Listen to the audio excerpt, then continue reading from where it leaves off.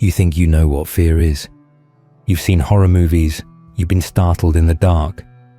Maybe you've even been in a real life or death situation. A car crash, a mugging, your heart pounds, adrenaline floods your system, and then it's over. The fear recedes. It becomes a story, a memory. My fear doesn't recede. It's a tenant. It lives in the hollows of my bones, in the space behind my eyes. It's a low hum that never stops, a constant reminder of what I saw in the heat-shimmering emptiness of the Nevada desert. It started, as these things so often do, with a girl. Her name was Elara. I met her in a little independent coffee shop in Portland. I'm a landscape photographer, always chasing the perfect light, the perfect composition. I was trying to edit a shot of the Oregon coast, getting frustrated with the grey, muted tones. Then she sat down at the table across from me, and it was like the sun had come out inside the cafe. She was incandescent. Long, raven black hair, eyes the colour of desert sage after a rare rain, and a smile that felt like a secret she was letting you in on. She wasn't just beautiful, she was interesting. She was sketching in a notebook, her fingers smudged with charcoal. I glanced over and saw she wasn't drawing people or buildings. She was drawing impossible geometries, spirals that seemed to twist into other dimensions, patterns that felt both organic and deeply alien. We started talking. It was easy, effortless. She told me she was an artist. She didn't paint or sculpt in the traditional sense. She said she worked with found resonance, using sand, wind-worn bone, and pigmented earth to create her pieces. I was fascinated. For our first date, she took me to her studio. It was filled with these incredible, disturbing creations. A mosaic made of thousands of tiny, polished stones that, from a distance, formed the image of a spiraling galaxy. A sculpture of what looked like a human ribcage, woven from dried collar cactus spines, with a geode cracked open in the center like a crystalline heart. It was strange, yes, but I was a man falling in love. I saw it as unique, profound.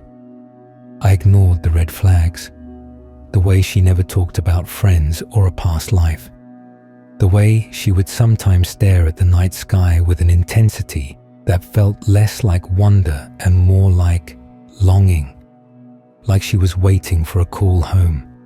She spoke of her family, who lived a self-sufficient life deep in the Nevada desert. She called them the keepers of the unbroken sky. I thought it was a poetic, hippie-ish name. I had no idea how literal it was. After 3 months of a whirlwind romance that felt more real than anything I'd ever known, she asked me to come with her, to meet them. They need to see you. She said, her sage green eyes searching mine. They need to know you're real, that you're compatible. Compatible. Such a strange word choice.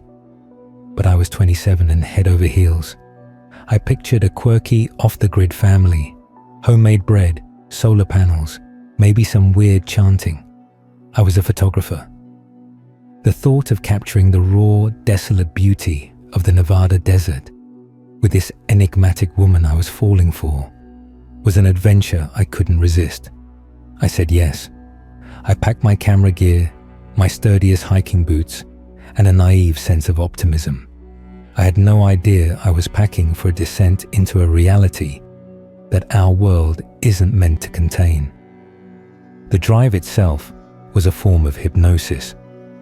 We left the lush green of Oregon behind, and the world slowly bled out into browns and ochres. Cities became towns, towns became gas stations, and then there was nothing. Just the black ribbon of the highway stretching into an infinite, shimmering horizon. Elara drove an old, beat-up Land Cruiser that seemed perfectly at home in the punishing landscape. After hours on a main highway, she turned onto an unmarked dirt road. The GPS on my phone had died an hour before, losing its signal. The car's GPS just showed a blank, topographical map. "Don't worry," she said, sensing my unease.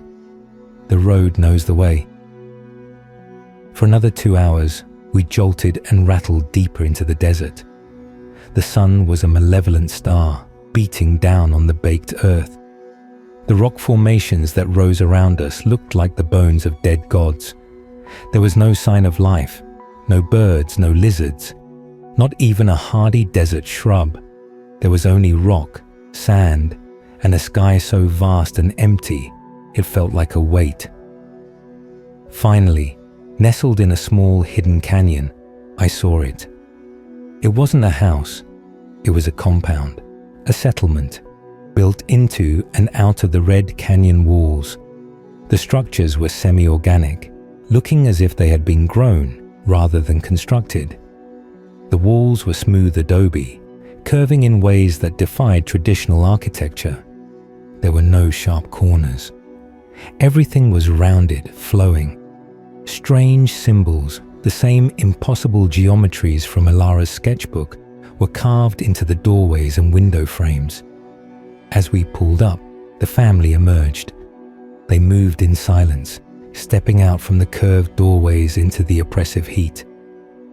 There was the father, Silas, a tall, lean man with a face like tanned leather and eyes so pale they were almost white. He had a long, greying beard braided with small, polished stones. The mother, Mara, was slender and graceful, her movements like a desert breeze. Her hands, I noticed, were stained a deep red, as if she'd been painting with clay or blood. And then there was the brother, Cale. He was my age, built like a predator, with the same raven black hair as Elara, but none of her warmth. His eyes were chips of obsidian, and he watched me with an unnerving, calculating stillness. They didn't smile, not really. Their lips curved, but the expression never reached their eyes. It was a mimicry of a human welcome. "You have come," Silas said, his voice a low rumble, like stone shifting deep underground. "The stars have watched your approach." Elara hugged them, a gesture that seemed both familiar and strangely formal. Then she turned to me. "This is Jake." Silas stepped forward and looked at me, really looked at me. It wasn't a glance, it was an inspection, an appraisal. I felt like a piece of livestock being judged at auction. His pale eyes seemed to see right through my skin, into the frantic beating of my heart. "He is loud," Silas pronounced, a slight frown on his face. "His spirit is untuned." "He'll learn, Father," Elara said, squeezing my hand. Her touch felt different here, colder. That first evening was a masterclass in psychological discomfort. They fed me a stew made from things I couldn't identify. It was earthy and vaguely metallic. They spoke little, and when they did, it was in strange, allegorical phrases about the song of the sand and the patience of the stone. They asked me no questions about my life, my job, my world. It was as if it didn't exist, a trivial dream from which I had just awakened. Later, Silas led me outside for what he called the attunement. He said it was necessary to quiet the noise of the outside world so I could hear the desert's truth. Mara followed with a small clay bowl containing a thick, dark paste that smelled of ozone and damp earth. "The sky is not empty," Silas said, his voice dropping into a hypnotic cadence as he stared up at the emerging stars. The sky here was incredible, a thick blanket of diamonds untouched by light pollution. But looking at it with him, it felt watchful. crowded. It is a sea, and the stars are not fire. They are eyes. They watch. They wait.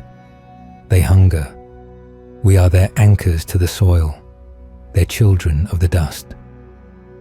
He dipped 2 fingers into Mara's bowl and drew a spiral on my forehead.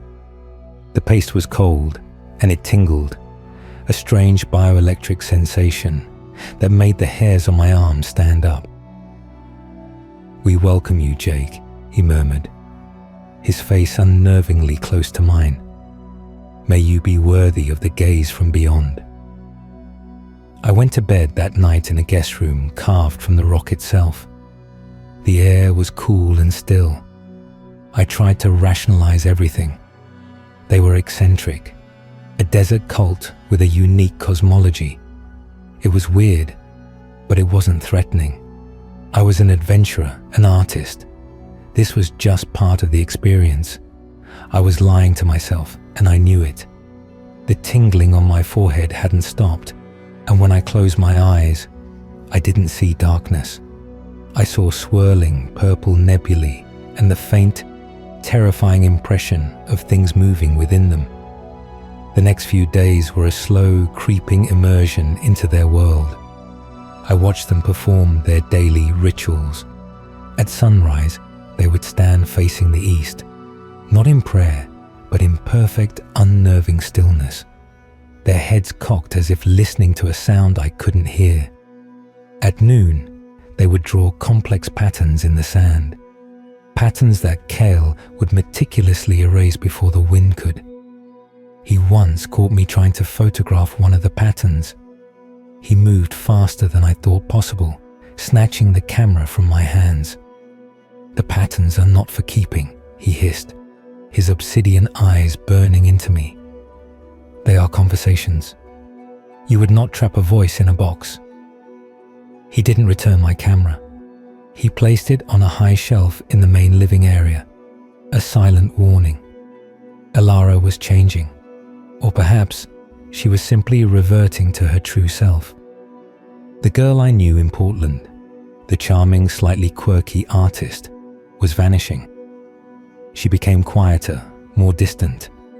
Her movements became more like her mother's, a silent, gliding motion. She would spend hours staring at the horizon, her expression blank. When I tried to talk to her to ask what was wrong, she would just give me that secret smile and say, "You're learning to see, Jake. Just be patient." The fear started to solidify in my gut. It was no longer a vague unease. It was a cold, hard certainty that I was in terrible danger. The isolation was absolute. There was no way out on my own. I was miles from any road, in a featureless wasteland I couldn't possibly navigate. I was a prisoner. The true horror began on the 3rd night. I was awakened by a sound, a low, rhythmic chanting. It wasn't coming from the main room, but from outside. I crept to my window, a narrow slit in the rock, and looked out. The entire family, Silas, Mara, Kale, and Elara, were standing in a circle in the moonlight. They were naked. In the center of the circle was a large flat stone, like an altar. And on the altar was something. It was a coyote, its limbs bound with sinew. But it wasn't struggling. It was unnaturally still. Their chanting grew louder. It wasn't a human language.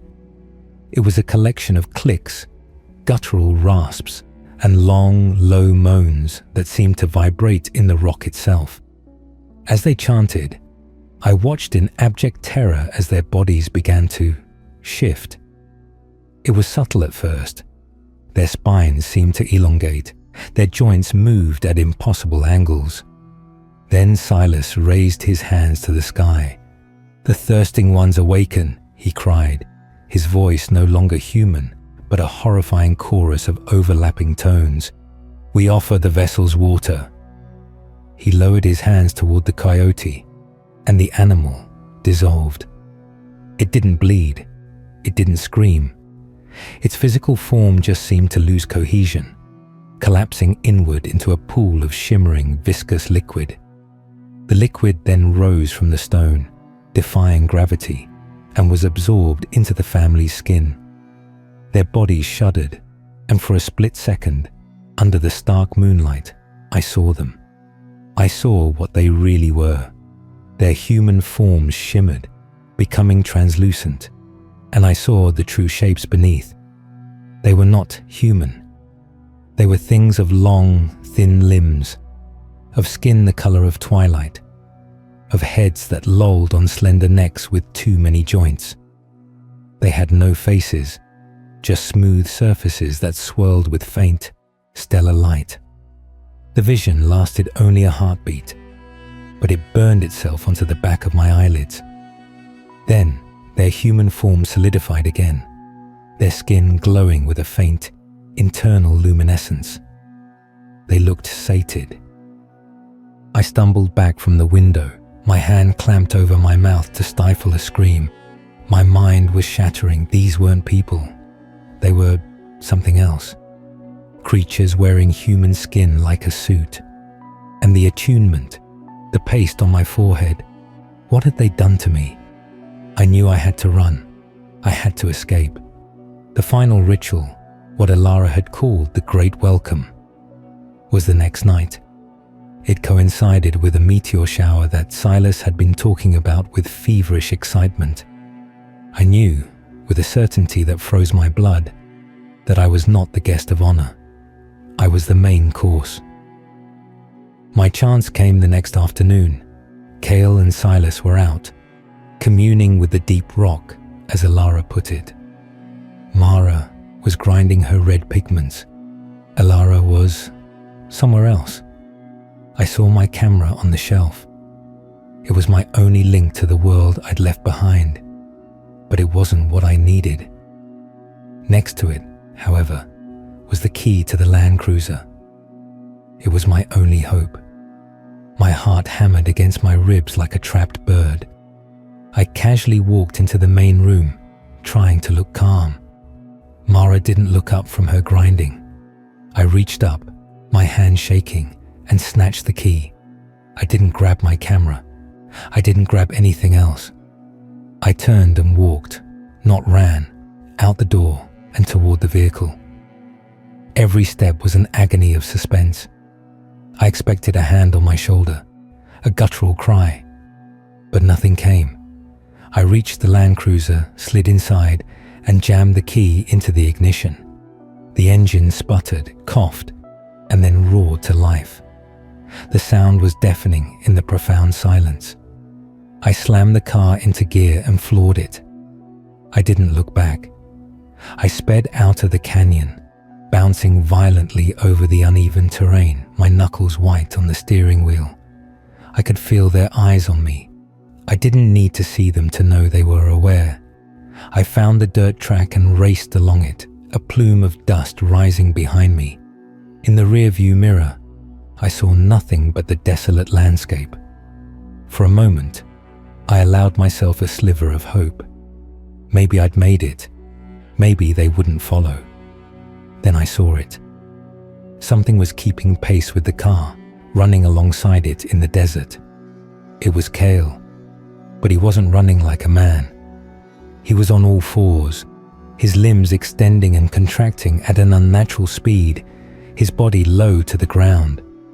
He moved with the fluid, terrifying grace of a hunting insect, his human form barely containing the alien thing within.